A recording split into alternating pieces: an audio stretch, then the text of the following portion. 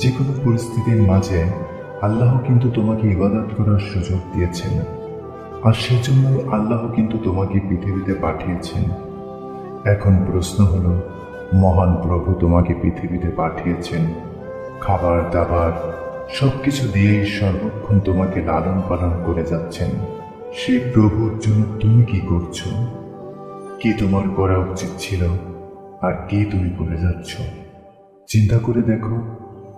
আজ তুমি হয়তো নিজেকে অনেক মহাজ্ঞানী মনে করে যাচ্ছ, হয়তোবা সে জ্ঞান অর্জনের জন্য তুমি অনেক বই পড়েছ, কিন্তু তুমি কি কখনো ভেবে দেখেছ, রোজ কিয়ামতে মহান প্রভু যদি তোমাকে প্রশ্ন করে, হে মানব, আমি তোমাকে জ্ঞান দিয়েছি, বুদ্ধি দিয়েছি, বিবেক দিয়েছি, সেগুলো তুমি কোন কাজে ব্যবহার করেছ? আমি তোমাকে সঠিক পথ জানার জন্য কিতাব দিয়েছি, নবীর আদর্শ দিয়েছি।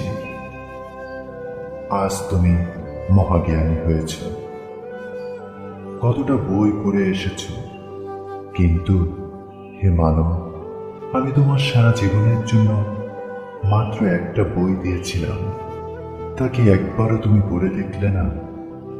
এই প্রশ্নের উত্তর সেদিন তুমি কি দেবে?